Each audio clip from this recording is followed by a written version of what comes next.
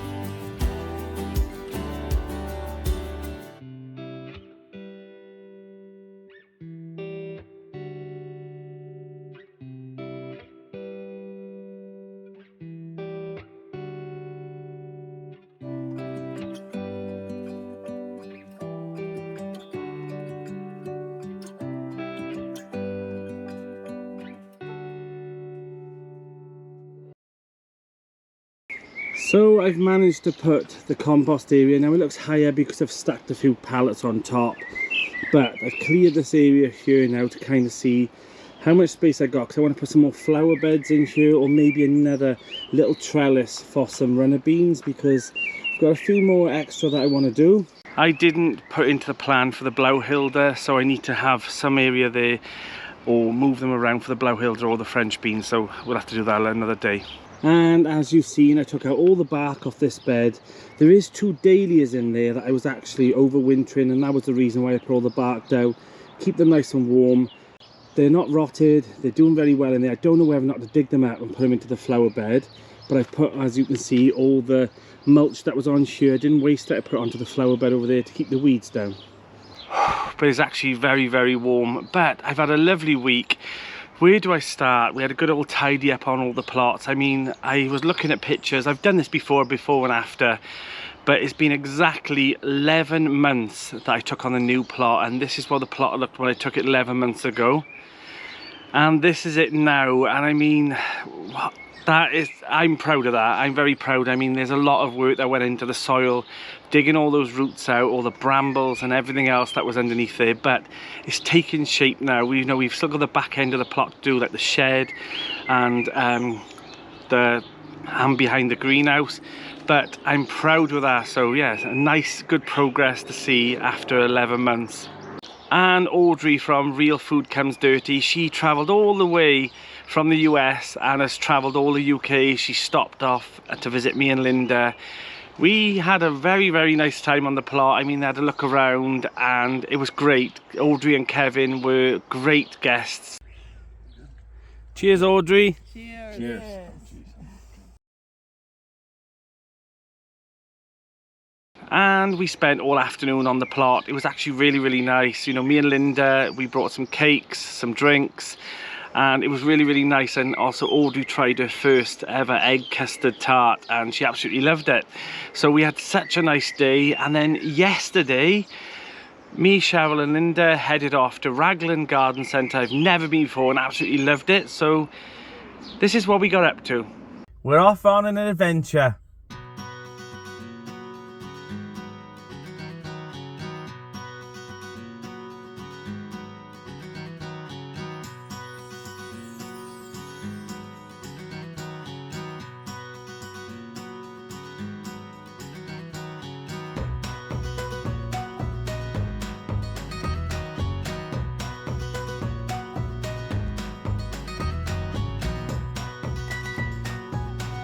Ready, steady, go!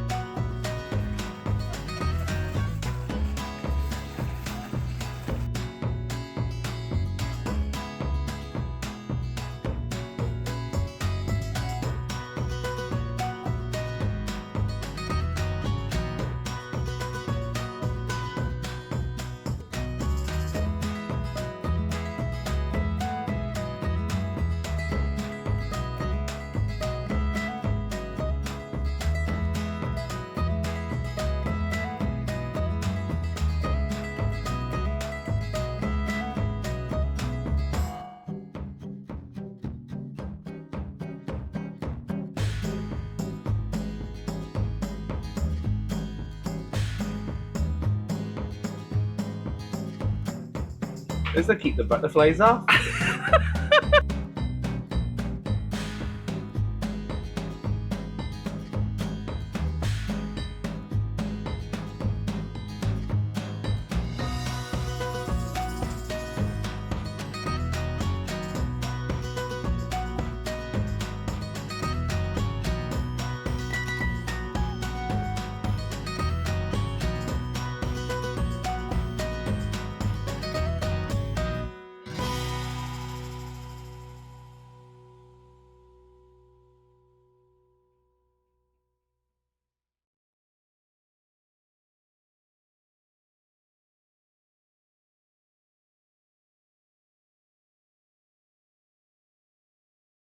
So yes, we've had such an eventful but really, really nice week at the plot.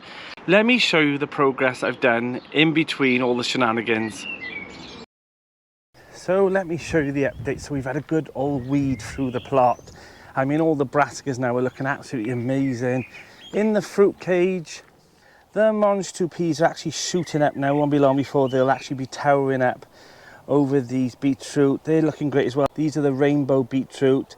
And I actually did a bit of a weeding in here, and also I was struggling to find space for my shallots, so I decided to interplant it underneath the fruit bushes. These are spears and they're banana red sun, so yeah, hopefully they'll do okay here. And the good thing about planting alliums underneath your fruit bushes as well is that the smell of the onions will deter the pests. So yes, and I can already see currants are on their way. The potatoes are now on their way up. I mean, I can see them all dotting around. It won't be long before this will be full and the Charlotte potatoes will be on their way, ready for a nice summer harvest. One of the biggest changes on the new plot is that this was the entrance. I'm thinking I might put that circle planter there, and I've actually cleared the communal path all the way down and also planted up all the buckets. I mean, there's a lot of potato buckets. This area is still a work in progress. We're going to crack onto that next week. Brought this bed over as well to put over there. Brought the IBC tank over from the fig and olive plot. That's going to be joined onto this tunnel so that I'll have 2,000 litres of water collected from the rain. Let's go in the tunnel. The green stalk has gone wild. It is absolutely chock-a-block now with lettuces. I'm going to do a nice picking of this. We've also got some flowers on here for strawberries, so it's doing really well. So I sowed my Blauhilde. These are the Calabos cabbages. These are some petunias and some marigolds that I picked up at the garden centre. The straw flowers, all the other French marigolds now, the African marigolds, cosmos, zinnias and all, they're all really perking up now. The heat is really perking these up now. And also the climbing cup and saucer plants. I gave up on this tray. I was going to throw it into the compost heap, but look, we've got a few coming up, so that's perfect. I'm happy about that. Still haven't planted out all the onions and all. Definitely doing that this week. Everything's just so warm in here now. I'm watering and watering. We've got ranunculus and all the brassicas now are going out tomorrow, so that'll be, you'll see that in this video. I think it's going to be the next couple of clips, so that's all going out. We've got lettuces. I mean, look at them. You could pick them from there, honestly. I'm so pleased with this tunnel. So yes, the next plan is to give this a nice weed over again. Probably move the buckets down to the round of the back here. It still gets loads and loads of sun, but these are two beds that I want to plant up with the onions from seed and all the shallots from seed as well, and maybe a few other things. These are quite long beds. They're 14 foot by 3 foot. So yeah, I've got plenty to plant out. I also mulched the other runner bean bed. It was just bare soil and it was clay, so I didn't want that to dry out and be rock hard ready for summer.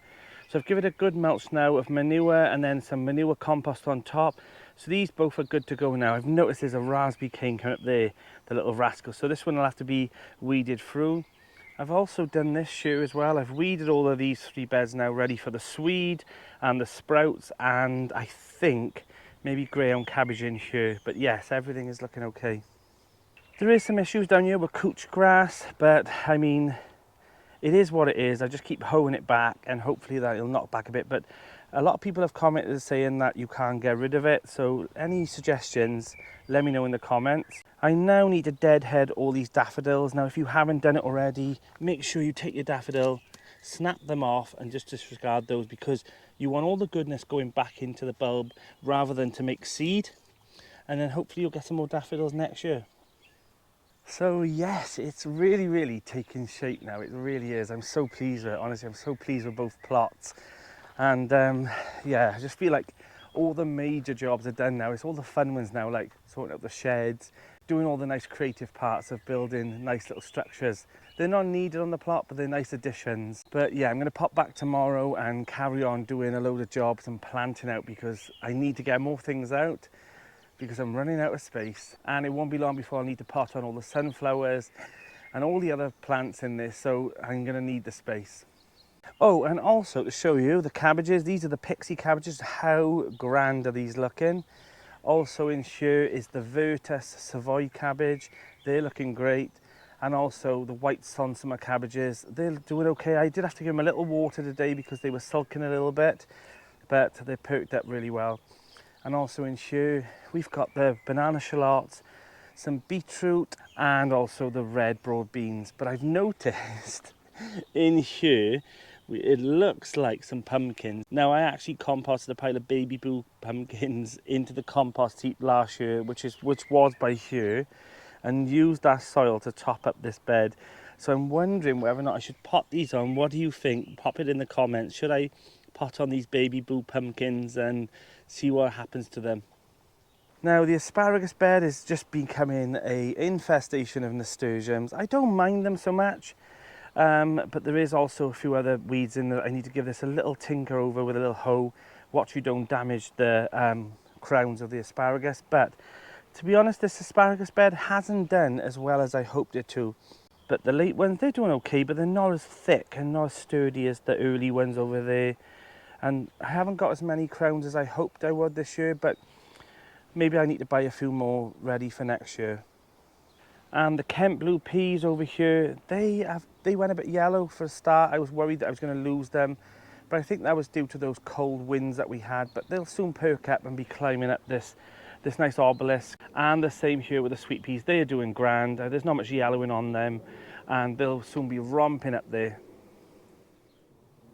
And the tulips, I mean, this is a sweet shop of colour. I mean, look at them. They're absolutely beautiful. I'm so pleased with the varieties I've got. I mean, we've got some nice red frilly ones here. This one looks a bit like a poppy. And I mean, look at them. There's some really weird ones here as well. And I'm so pleased with them. I'm really pleased with them this year. And the same sort of display over here. These were all from Bulby. I mean, I'll pop a link to Bulby in the description. They absolutely are divine. I mean, look at these. I mean, I hope some of these come back. This one was a black parrot. I think I already had this. And I've got one over on the other side. So I got a feeling that he's a rogue one that's come over.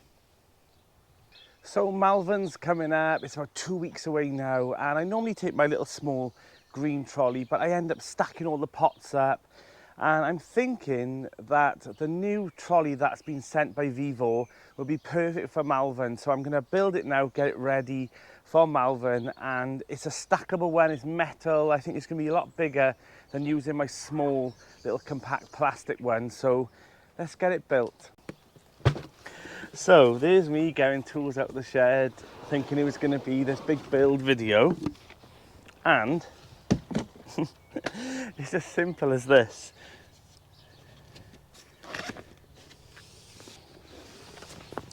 So the base part comes inside the sleeve to store it. I mean, this is going to be even better. I was worried that it was going to take up a lot of space. Remove the strap. Now I haven't even read the instructions, and then you literally just open it up. I mean, what a game changer. And then you put the strong base in the bottom. Now I'll pop the measurements on the screen for you now. I mean, this is absolutely nifty as. Very nifty. It's got this like spring telescopic handle. And yeah, that's going to be perfect. I can actually put my drinks in the side of here as well. I am well happy with that.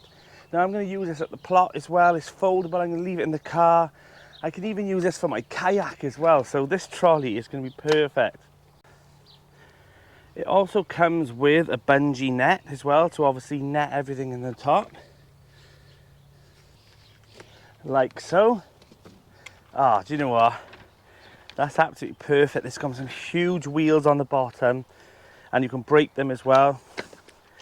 Just popping down, and I can use this now for collecting bark over on the bark area and bringing it across for logs.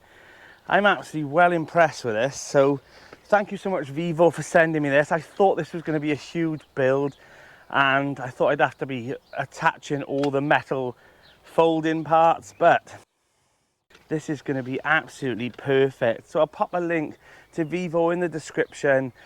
Go over and have a look, and I've had other things from them before. I had the hose pipe, I've had some edging from them. They've got some fantastic products over there, so go take a look. And also there's a discount code in the description as well, so you can get a little bit of a bargain off some of the products at Vivo. So thank you so much Vivo, this is going to be perfect for Malvern Spring Show.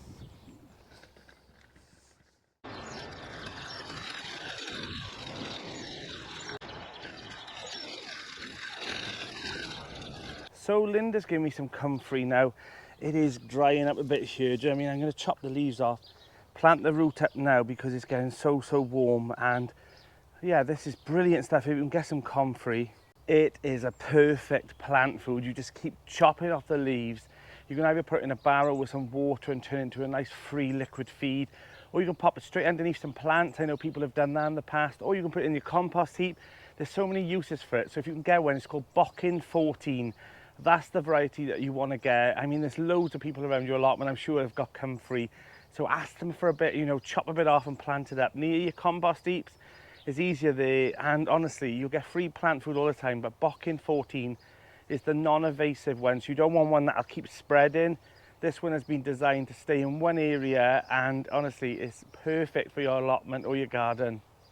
So this fruit tree is really coming into blossom now, and I mean, these are absolutely beautiful petals. This is a variety called Tickle Pink.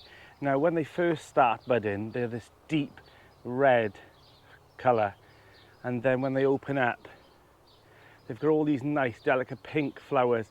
Now, inside this apple, once it grows, fingers crossed we'll have a few to this year, they are pink throughout, completely pink throughout the apple. And I seen this on another plot a few years ago, and I wanted one. This has been here now about 2 years, and I'm hoping we'll get a couple of little apples on here this year. So if you're looking for a nice, pretty, short apple tree, Tickle Pink is a good variety to have. I mean, there's beautiful blossom on them. They only go to about 8 foot, but you can keep pruning them back down as well. And the apples in them, honestly, they're a showstopper on the table. And the climbing rose that I had from Nanu and Grinch is called the Generous Gardener. It's a David Austin rose. We've got some bloom coming here. I don't know whether or not I pruned it right, but there is some kind of leader here that's climbing up. So yeah, maybe I'll have to look into that a little bit more. And we've also got the clematis as well that's coming up now, and there's so much blossom on this side. I was going to let this climb all the way around, and it probably will do that anyway, but down in here I've got a jasmine as well. So the jasmine should eventually climb up this side and meet the clematis and the climbing rose. So one thing I want to talk about as well is that everyone, I mean everyone last year. Oh, it's the automatic. I'm never getting used to this automatic water system. I'm thinking, what's all that water coming from in there? I could hear this water, but yeah, I'll get used to it eventually, I think. But going back to what I said, so everyone, and I mean everyone, was rearing about clover last year. Oh, clover's the best compost. So I can't get a Q4 anymore, which is disappointing because that was my favourite compost. But our allotment shop now sells the clover, and it dries out so quick. Like, how are you all keeping it so moist? Because I put it in the buckets with the potatoes. I've added it with manure as well, thank God, but it dries out so quick. I mean, look at this.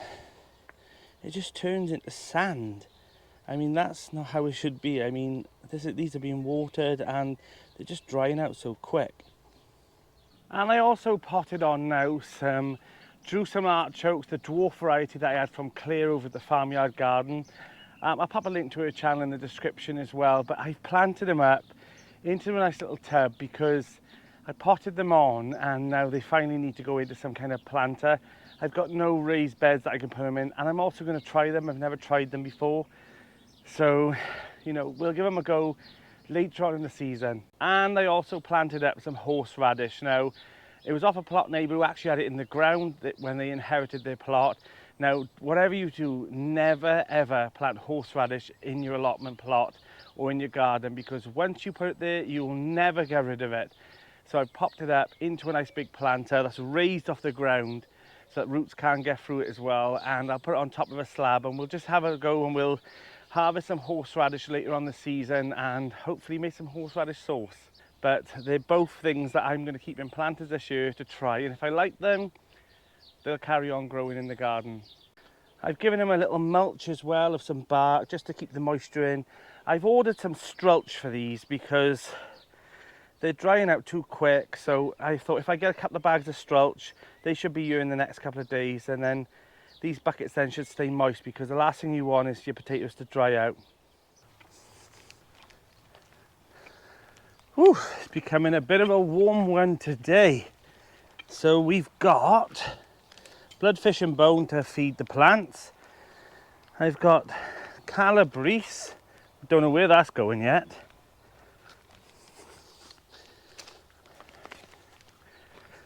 But for here, I've oversowed and planted on Clapton F1 cauliflowers and some Romanescos. So,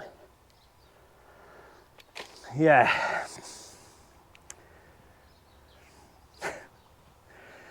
And under here is the Gladiator F1 parsnips. Now if I show you the difference with leaving a board on top for about a week or so to keep the moisture in the soil compared to not, you'll be shocked. Let me show you. So as you can see, soil is very dry here. It is moist underneath, but it's dry on top. But have a look under here. Look at the difference between putting a board down. Now this hasn't been watered since the time I put the Gladiator F1 parsnips in to here. Look at the difference. So keep them moist, keep them covered for about 7 to 14 days and your parsnips should germinate. Right, I think I could probably get 5. That's what I mean, I've sown so many. Where are they gonna go? Maybe 6. 2, no, 5. We're gonna stick to 5. Now they're looking absolutely fantastic. I mean, look at the root ball. Absolutely perfect. They're the right time now to be planting these out. Ideally, I wanted to do a whole bed of each, but yeah, it's not meant to be. These are looking very, very good. Now, with all brassicas, make sure that you firm them right down. You don't want fluffy, nice compost hanging around those. You want to really push them down nice and firm. They like to have all their roots nice and compact. They feel safer that way. You don't want root rock where the plant goes back and forth, the plant gets unstable, panics, and then goes to flower. So if you have problems with like collies, cabbages, all the brassica family, make sure you put them in a nice firm soil. I mean, you can even stamp down around the plant as firm as you can, and that'll do perfect. Let's get the rest in.